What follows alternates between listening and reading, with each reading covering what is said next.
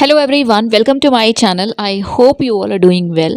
आज इस वीडियो में हम बात करेंगे सेंट्रल यूनिवर्सिटी की, जो कि है नॉर्थ ईस्टर्न हिल यूनिवर्सिटी नीहू। सो इनकी तरफ से इनवाइट किए गए हैं एप्लीकेशंस फॉर पीएचडी एंड उसी को हम इस वीडियो में डिस्कस करेंगे। सो इस इन्फॉर्मेशन को देखने के लिए आपको सबसे पहले इनके ऑफिशियल वेबसाइट पर विजिट करना है, जो कि है nehu.ac.in। जब आप इस पर्टिकुलर वेबसाइट पर विजिट करेंगे तो स्क्रॉल करने के बाद यहाँ पे आपको एडमिशन का ऑप्शन दिख रहा है, click here for latest admission updates, right. So आप इस पे क्लिक कर लीजिएगा, नेक्स्ट पोर्टल ओपन होगा एंड यहाँ पे आपको नोटिस दिख रहा है लेटेस्ट 16 सितंबर डेटेड। सबसे पहला है admission notice for PG PhD and then एक एडेंडम आया है। तो पहले हम देखेंगे एडमिशन नोटिस, उसके बाद ये जो भी एडेंडम है उसे हम ओपन करेंगे, ठीक है। सो चलिए सबसे पहले ओपन करते हैं एडमिशन नोटिस जी। तो ये है एडमिशन नोटिस डेटेड 14 सितंबर। ये कोर्सेज हैं और कैंपसेस हैं जिनमें इनविटेशन आया है या एप्लीकेशन इनवाइट किए गए हैं, ठीक है। सबसे पहले है शिलोंग कैंपस, इसमें आप बीए एलएलबी ऑनर्स के लिए अप्लाई कर सकते हैं। इसके अलावा एमए है इन सभी सब्जेक्ट्स में, एमएससी है इन सारे सब्जेक्ट्स में, देन एमटेक है इन सब्जेक्ट्स में, ठीक है। सो ये हो गया। इसके अलावा एमबीए है, एमकॉम है, एमएलआईएससी है, देन एमएड एंड एलएलएम है। बट हम अभी इस वीडियो में पीएचडी की बात कर रहे हैं। सो पीएचडी किस किस सब्जेक्ट में अवेलेबल है? एंथ्रो में है, then adult and continuing education, biochemistry, botany, biotechnology, chemistry, commerce, education, environmental science, economics, English, folkloristics, then geography, history, Hindi, Khasi, library and information science, and then law, linguistics, maths, philosophy, political science, physics, stats, zoology, journalism and mass comm, geology, biomed engineering, electronics and communication engineering, IT, information technology, then energy engineering, then nanotechnology. Next is tourism and hotel management. So ये 33 subjects हैं, ठीक है। ये Shillong campus था। Then Tura campus है जिसमें MA है इन सब्जेक्ट्स में, देन एमएससी आप देख सकते हैं 4 सब्जेक्ट्स में है, देन एमबीए है अलग अलग स्पेशलाइजेशन में, देन एमसीए है। पीएचडी किस में है? सो एजुकेशन में है, then rural development and agricultural production में है, Garo, English, history and archaeology and then management, ठीक है। नाउ क्राइटेरिया क्या है? सो बाकी कोर्सेज का आप देख लीजिए, हम बात करेंगे पीएचडी की। And being a central university, यहाँ पे भी जो पीएचडी के लिए क्राइटेरिया है वो सेम ही देखने को मिलेगा हमें।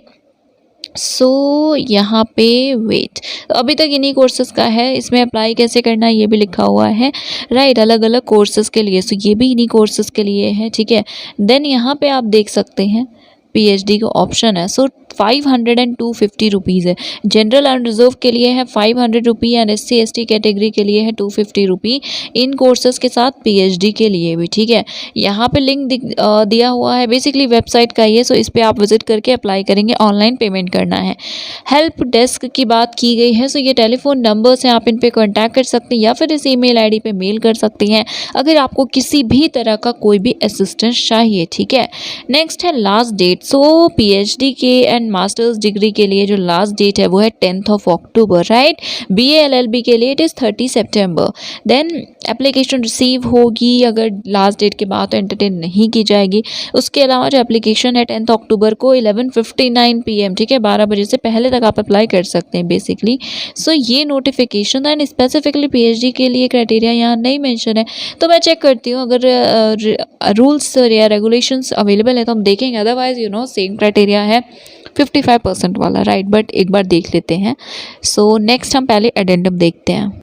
सो यस, नाउ ये एक अडेंडम आया है। सो बेसिकली यहाँ पे आप देख सकते हैं कुछ एडिशंस हुए हैं।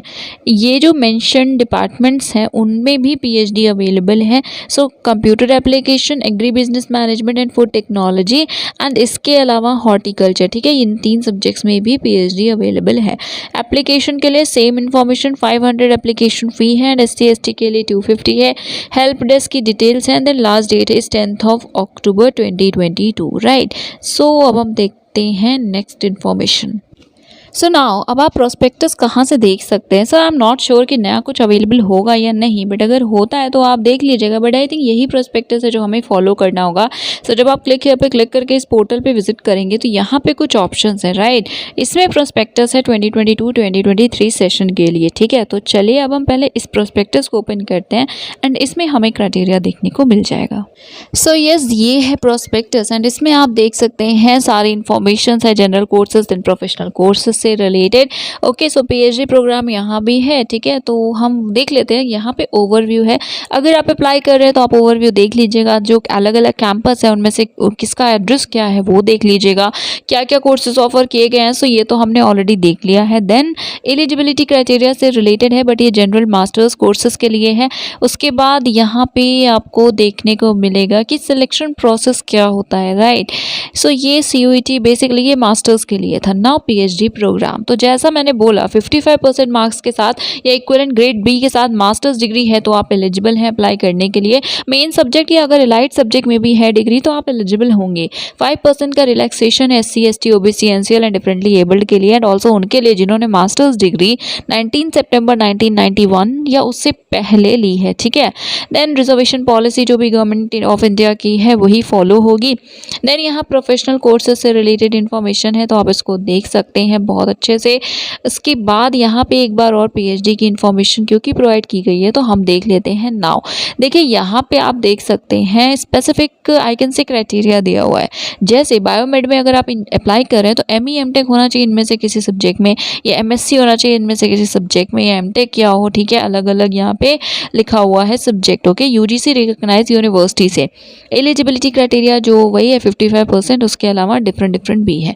तो आई मीन डिफरेंट ये आपके ऊपर डिपेंड करता है ना, आपकी जो भी क्वालिफाइंग डिग्री है उसके बेसिस पे यहाँ लिखा हुआ है। तो आई एम सजेस्टिंग यू कि आप जिस भी सब्जेक्ट के लिए अप्लाई करें एक बार अच्छे से उसका देख लीजिएगा क्राइटेरिया क्या है एक्सेट्रा, राइट। जैसे यहाँ इलेक्ट्रॉनिक्स के लिए सेम है 55% के साथ, इलेक्ट्रॉनिक्स में मास्टर्स MTech होना चाहिए। देन IT के लिए अलग अलग है। इसके बाद यहाँ ये भी लिखा हुआ है कि गेट क्वालिफाइड कैंडिडेट्स को IT में प्रेफरेंस मिलेगी, राइट। सो इसी तरह से डिफरेंट आप देख सकते हैं सब्जेक्ट्स एंड उनसे रिलेटेड इन्फॉर्मेशन है। परसेंटेज मोस्टली आप देख भी रहे होंगे 55% का ही क्राइटेरिया है, राइट।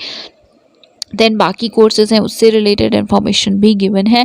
यहाँ पे है फ़ीस। तो देखिए आप फ़ीस के बारे में पूछते हैं तो पीएचडी का लास्ट सेक्शन है, राइट। इसमें आप देख सकते हैं आई एम होपफुल की टोटल फ़ी मेंशन, ओके। सो टोटल फ़ी मेंशन नहीं है, बट यहाँ पे इतनी ज़्यादा फ़ी नहीं है, ठीक है। सेंट्रल यूनिवर्सिटी है बट कुछ सेंट्रल यूनिवर्सिटीज़ में बहुत ज़्यादा फ़ी लगती है, राइट, बट वहीं पर कुछ है जिसमें कम लगती है। सो इसको आप टोटल कर लीजिएगा, देख लीजिएगा कितनी फ़ी आपको पे करनी होगी, एंड बाकी कुछ एडिशनल भी फ़ी होगी जो कि पे करनी पड़ सकती है, बट ऐसा मैंडेटरी नहीं होता, ठीक है। तो इसको आप देख लीजिएगा, पीएचडी से रिलेटेड इन्फॉर्मेशन जहाँ भी आपको दिखे उसको आप देख सकते हैं। नाउ स्कॉलरशिप फेलोशिप, सो JRF है उनके लिए जिनकी 35 ईयर्स एज नहीं हुई है विमेन में, एंड 45 ईयर्स विमेन में, ठीक है। तो बाकी ये देख लीजिए 55% का क्राइटेरिया फुलफिल करते हैं और साथ में नेट हो उस केस में आपको JRF मिलेगा, ऐसा यहाँ लिखा हुआ है। बाकी कुछ PG स्कॉलरशिप्स वगैरह भी अवेलेबल हैं, बट पीएचडी के लिए तो वैसे सिर्फ यही लिखा हुआ है। बट आपको पता है कि मिनिस्ट्री ऑफ एजुकेशन का रूल है कि जो भी सेंट्रल यूनिवर्सिटीज़ हैं नॉन नेट कैंडिडेट्स को 8000 पर मंथ फेलोशिप मिलती है। तो आई एम होपफुल कि वो आपको मिलेगी, बट यहाँ पे स्पेसिफिकली जैसा आपने देखा कि मेंशन नहीं है, यहाँ पे JRF है उनके लिए जो नेट क्वालिफाइड है, ठीक है। तो ये अमाउंट ऑब्वियसली ज़्यादा होगा। देन हॉस्टल से रिलेटेड है, सो कुछ सीट्स हैं जो कि अवेलेबल हैं, राइट, बट ये नहीं बोला गया है कि सबको मिलेगी, तो इसे भी ध्यान में रखिएगा। यहाँ पे बाकी सारी इन्फॉर्मेशन भी है, इसको देख लीजिएगा अच्छे से, एंड उसके बाद अगर आप चाहें तो अप्लाई कर सकते हैं। एप्लीकेशन फ़ी वगैरह मैंने आपको बता दी है, बाकी इंपॉर्टेंट पॉइंट्स भी हैं। कुछ SBI ऑनलाइन के थ्रू ही आपको पेमेंट करना है, राइट। सो यस, इसके अलावा यहाँ पे कॉन्टैक्ट डिटेल्स हैं, कोई भी इशू है तो आप इन्हें कॉन्टैक्ट कर सकते हैं फॉर असिस्टेंस।